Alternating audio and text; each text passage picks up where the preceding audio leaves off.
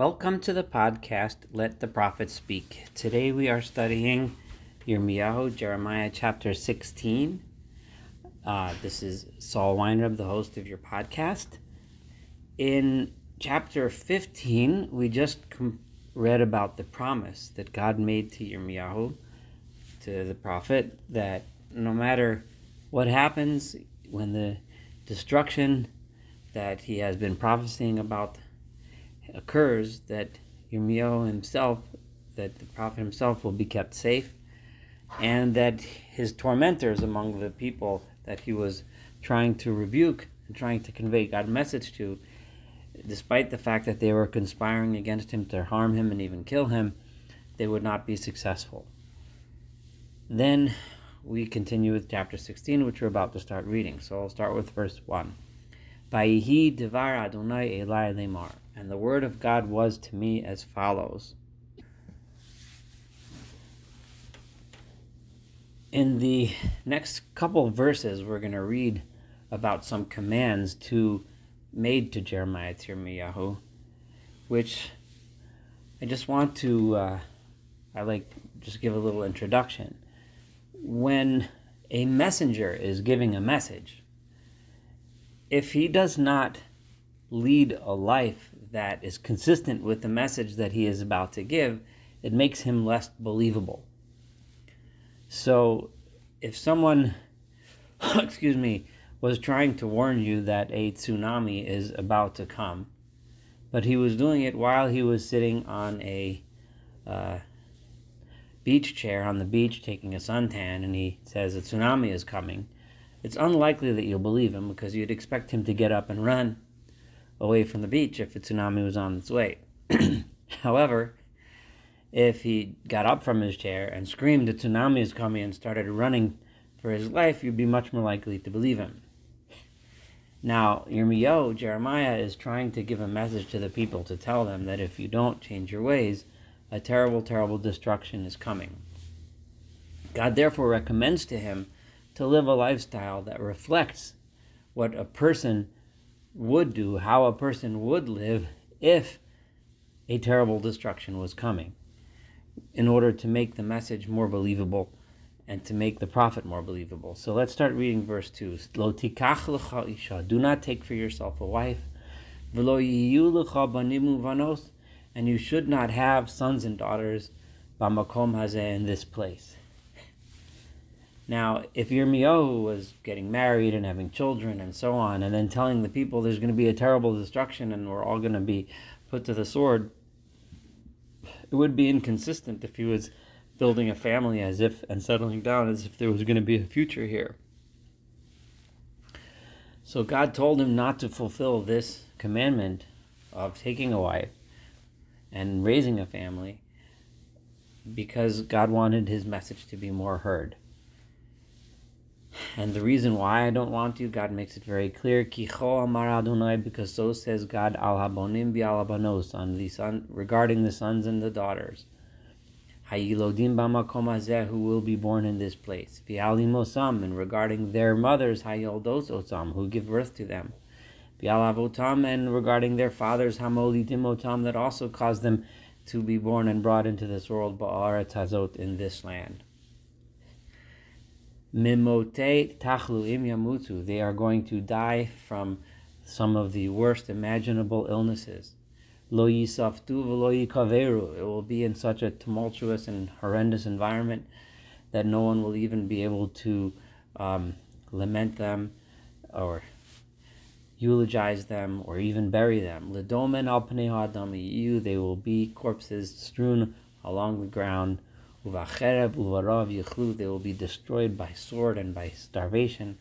V'haitan nivotam l'machal, and their corpses will be food la'of hashamayim, for the scavenging birds, l'vemas haaretz, and the scavenging animals of the land. Now, it's just a horrible prediction, of course. I have a few points to make. First of all, Jeremiah knew about the coming destruction, but his mission was to try to encourage the people to change their ways in order to prevent this. So had not God commanded this, the inference is that had God not commanded him not to raise a family and get married, then he would have done it. So Yirmiyahu had enough hope in him that he would have done it. He would have gotten married, he would have had children, even though he's predicting this destruction, presumably because he still had that hope. So God is really crushing his hope by telling him this. Don't raise a family, because I want it to be so clear to the people that you really, really believe in the message that you are trying to convey to them. The other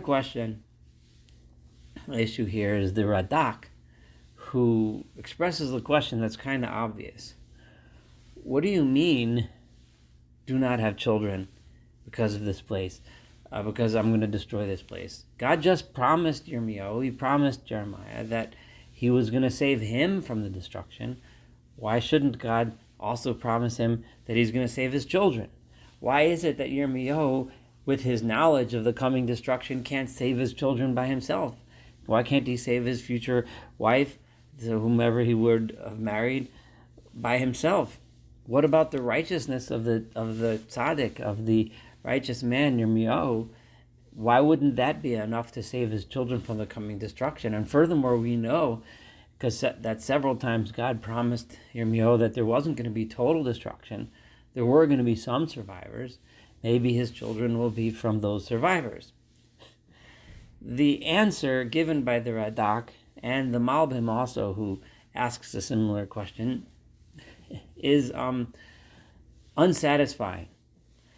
You feel free to look at the answer that they give, but it's an extremely unsatisfying answer because the question seems better than the answer. So I wanted to suggest my own approach to this, and that is that the fact that Yirmiyahu was a great man. First of all, Yirmiyahu, the prophet, doesn't know how long this is going to be. He doesn't know when this is going to happen. He doesn't know exactly how many years or days or etc. this is going to be. When God tells him, do not have a wife and raise children, because this is the destruction that is going to come the people here. Yes, there will be some survivors, but there is no way for Yirmiyahu to possibly know, or for anyone to possibly know, what kind of people these children are going to be. The fact that Jeremiah himself was a great man and was a righteous man and was a prophet, it doesn't mean that his children will be. It doesn't mean that his wife will be. He may be the best father or best husband in the world, but there's no guarantee that his children or his future wife or whomever his descendants may be will be from the people that are going to be saved. It's wrong to assume that just because Yirmiyahu is a righteous man, that his family will be. I think often the answer lies within the question itself. The assumption of the question is that Yirmiyahu will have children, so certainly they'll deserve to be spared. The answer to that question is maybe not. And this indeed is when it says over here, do not have children ba'aretz hazos, in this land. The Radak and the Malbim tried to say that Aretz Hazos, this land, is only referring to Anatot, to the city where Jeremiah was from, as opposed to everywhere, because the entire Anatot, as we'll see, is going to be destroyed. But I think that that doesn't really explain the question, answer the questions that we had. Aretz Hazot here means in a land that is like this. A land like this, just because you are a great man, the children and the family that you will raise will be subject to the influence of the environment that they're in. They may choose good, they may choose bad, but there's no way that you can guarantee that they won't follow the evil ways of the environment within they're raised, even if their father might be the most righteous person around. That's my understanding of this, and why not having children is what God wanted him to do, in order to show that he really believed in the prophecy that he was saying. So let's move on with verse 5. Kicho amar Adonai, because so says God, Al tavo beit marzeach, do not even go into a house of mourning. V'al telech lispo, don't go to give eulogies over people that pass on. V'al tanod lahem, do not go and try to console them or comfort them. Why? Ki yosafti et shlomi me'et ha'mazen Adonai, because God says, I have taken my peace away from this nation. I am no longer giving them peace. I'm no longer being kind and merciful towards them. Destruction will come. This reminds me of the verse in Lamentations 4:9, where it says, the people that die of the sword are lucky because they don't die of more suffering. In other words, the people that pass on now, because you know of the terrible that destruction is coming, don't mourn them. They're the lucky ones. They're the ones that got saved, having to see the terrible, horrific destruction that is to come. Umesu gedolim ugtanim, the great ones, the lofty, high leaders, ugtanim, and the young, lower rungs of the society. Ba'aretz hazos lo yikaveru, in this land, this corrupt land, they won't even be buried. V'lo yispdu lahem, no one is going to cry over them. V'lo yitgodad v'lo yikareach lahem, no one will gash their skin or shave their heads for them. These are practices which are prohibited by the Torah because they were practices of the idol worshippers that were done in mourning, but apparently these practices were nonetheless being done by the Jewish people as part of a mourning ritual. This is verse 7. And people will not break their bread by the meal of mourning in order to comfort them over the people that died. It's a custom to bring people that are mourning a meal as part of the process of comforting them. No one will be around to do that. They won't give them a drink to comfort them over their mother or their father. And in addition, verse 8, Ubeit Mishteh, not only should you not mourn, Ubeit Mishteh lo tavo l'shevet otam, and also do not ever go into a house of parties in order to sit with them and enjoy to eat and drink together. Obviously, a person that knows that such destruction is coming wouldn't be sitting around having parties and celebrating. To verse 9, Kicho amar Adonai tzvaot Eloi Yisrael, because God says, this is what he says, God, the God of Israel, Hineni mashbit min hamakom hazeh, I'm going to destroy from this place, Le'einechem, before your very eyes, Uvimechem, and in your very days, it's going to happen soon. I'm going to destroy kol sason, all sounds of rejoicing, kol simcha, and happiness, kol chason, kol kala, the sounds of bride and groom celebrating their marriage. None of this happiness will happen in this place, and it's going to happen soon. V'hayaki tagid lo amazeh, and what's going to happen, God tells Jeremiah, when you tell the nation this message, all of these things, they're going to say to you, remember, this is prior to what happens. Yirmiyahu conveys this message. The people see that he's acting in such a way that a terrible thing is going to happen. He's not getting married. He's not having children. He doesn't mourn. He doesn't celebrate. He's just constantly conveying this message. The people are going to say, why is God saying all of these terrible things about us? Like, what's going on? What is our sin? What is our crime? That we have committed against the Lord our God. What's going on? You're saying all of this, but we're not so bad. What's the big deal? And then, you're going to tell them, I'll tell you. No, Madonai, because God says that your forefathers, they abandoned me. And they went after other gods, and they worshipped them. They bowed down to them, and they abandoned me. And they did not keep the laws that I told them they should keep. And you, so I'm not just punishing you because of what your forefathers did, but you have done even worse than they did.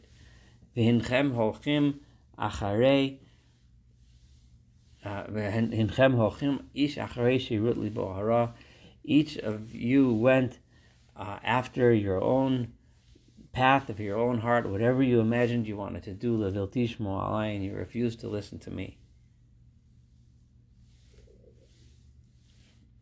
And therefore I'm going to throw you or chuck you or hurl you from this land to a land that you don't even know existed. I'm going to throw you to faraway places you don't even know exist. You and your neither you nor your forefathers knew of these places. Literally, this translates as follows: and there you will worship these other gods day and night, because I will not have any mercy upon you. Now, what does this mean when it says that you will worship their other gods? That sounds like that's something that people may or may not choose to do, but how is that a punishment? And there's several ways to understand that. And isn't the purpose of the punishment to help teach them not to do these things? So there's several ways to understand this. The Radak understands this, that it means not that you will worship there, but you will be enslaved there by those other gods day and night. In other words, those other nations will enslave you to their temples and so on. Another way of understanding this, according to Rashi and the Targum, is that not that you will serve the gods, but you will serve the nations that have other gods day and night. The Malbim actually looks at this another way and says, and you will be forced to worship those other gods. Coercion and force to convert to those foreign religions is part of the punishment, and that's how the Malbim looks at it. Rabbi Yosef Kaspi, an early commentator, he had two explanations. One is that in order to ingratiate yourself to the people, because you are so being treated so badly, to ingratiate yourself, you go and worship their other gods to show them how much you like them in order to gain favor in their eyes. And that itself is such a lowly way, of changing your everything you know to be true just in order to fit in with the society, and that's the curse. He also suggests another one, or maybe you will look around and say, look, my God threw me out, but look how successful their God is. I'll join that religion because that's the religion that's successful. Basically selling truth out in order to chase after what appears to be the more successful, and that would be in itself a curse. Let's move on to verse 14. Lachain, therefore, the suffering is going to be so bad that there are days coming, says God, that when the redemption happens, once you're spread out across the world, to the extent that you go through all the suffering that we just described, that when it's over, people will no longer say, I swear by God, Asher Helot B'nai Yisrael Meretz Mitzrayim, praising God that who was so miraculous and so great and so powerful that he took the Jewish people out of Egypt, which is of course an awe-inspiring event, but rather Ki Chai Adonai Asher Helot B'nai Yisrael Meretz Tzafon. They're going to say, how great is God who took the Jewish people out of those faraway lands, the northern lands, Kol Haratzos, and for all the lands Asher Dicham Shama, where they were spread out and thrown about and tossed about, and then he returned them to the land Asher Natati Lavotam. This is really, it's an encouraging two verses, but they're actually designed to impress upon us how bad the suffering is going to be. In other words, the suffering is going to be so bad that when the day of redemption does come and I redeem you, it will be so amazing that I was able to take, that God's saying, I was able to take you out of such horrific and horrible humiliation and degradation and rescue you, that it'll be even greater than the miracle of Egypt. But in a kind of a backhanded sort of way, it's demonstrating just how bad and how degrading the suffering will be. So much so, God says in verse 16, no one will escape. It's like I am going to call many fishermen, they are going to go fish one after another, they are going to find each and every sinner, each and every person, each and every bad person. And after I fish you all out, then those of you that get fished out of the corners and the cracks, that are hiding like fish hide inside the water, then people are going to try to run away. I'm going to get trappers to trap the people that run. V'tzodum me'al kol har me'al kol giva. I'm going to trap them from all the mountains and high places, and from the clefts of the rocks and the caves. We're going to capture everyone. No one will get away from my wrath. Because God says, my eyes sees everything. I see all their ways. Nothing is hidden from me. And their sins are not hidden from my eyesight. And I am first, before this redemption that I just told you about is going to happen, first I have to punish them or give them their due, from their repetitive and constant sinning and iniquity. Because they have defiled my land, with the corpses of their disgusting things and their awful things that they did, and they filled them up. Presumably this is a reference to sacrificing people, but even the animal sacrifices to other gods. That's what they filled my land up with, those corpses, those bodies, those terrible, disgusting things.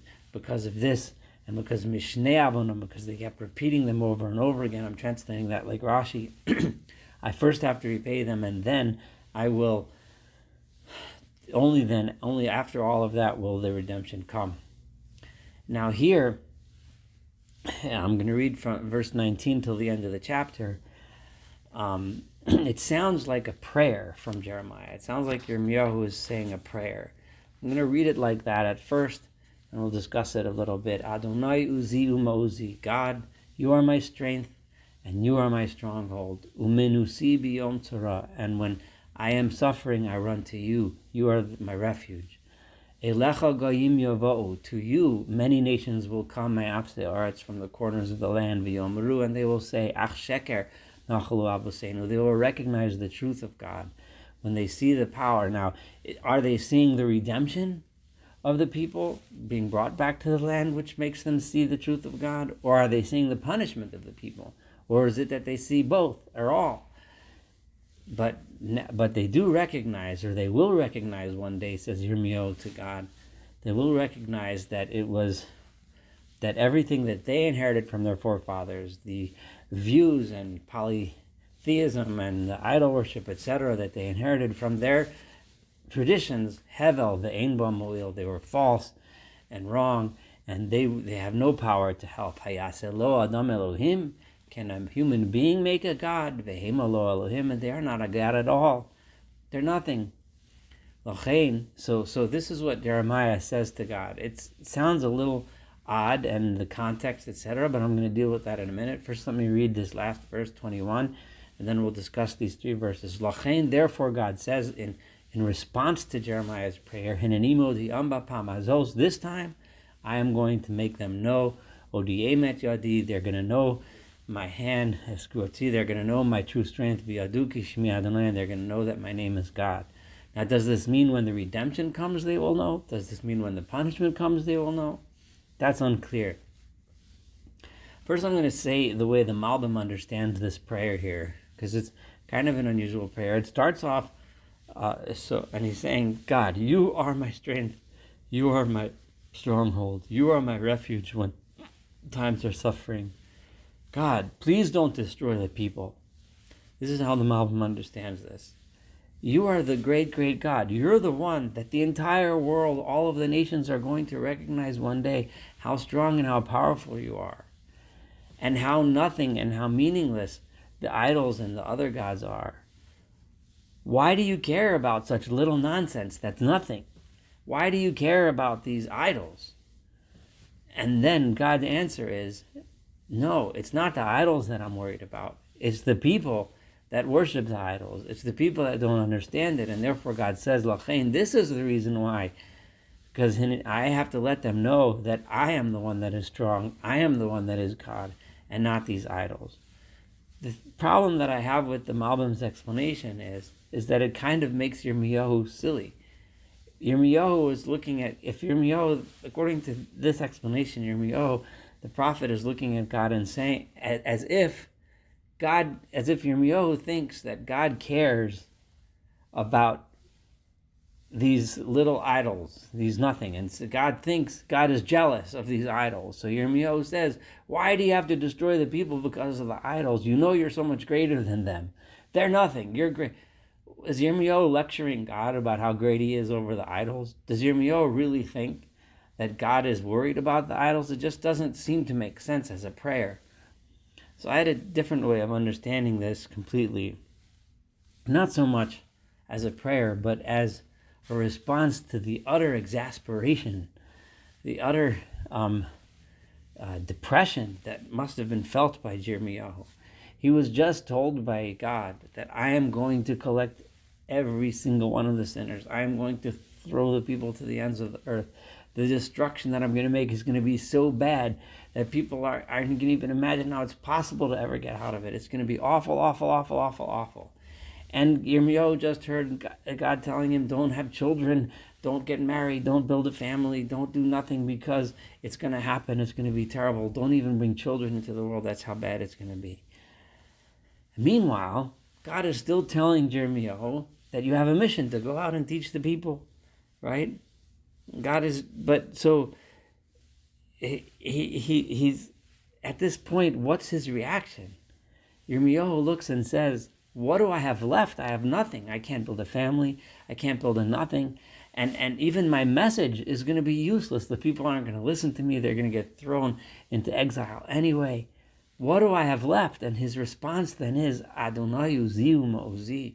God, you are all I have left. This is not a prayer. This is a statement.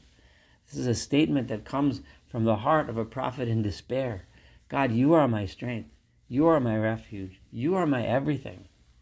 You are so great, so great, that all the people of the world, God, will come from the corners of the earth and recognize that you are the only source of power. You are the only source of strength. Everything else is meaningless. This is the recognition of Yirmiyahu at this time. I have a message, I have a mission, I am going to teach. And my mission and my message will be known. In an imodiyam bapamazos, this time odiemet yadi v'et, God answers him. I will let the entire world know who I am. And you know what, Yirmiyahu? You will be the one who conveys that message to the world. Right now, at this very moment, you're listening to this podcast and learning this message because Yirmiyahu stood up and said this message. This was Yirmiyahu's response to the exasperation, to the terrible despair. And he encouraged himself, I can't have a family. I can't have a wife. My nation doesn't have a future. Everything is going to be destruction. But no, it's not true. Because one day, all the nations of the world are going to recognize this. One day, everyone is going to realize that God is the only one who's the real Uzi U'Uzi, the real refuge, the real source of strength. And that is what this is. This is an expression of Yirmiyahu, a recognition of the true value of his relationship with God. That when push comes to shove, the bottom line is that God is God, and our relationship with him is what is meaningful. Thank you so much for studying chapter 16 together. Looking forward to studying more of Yirmiyahu with you.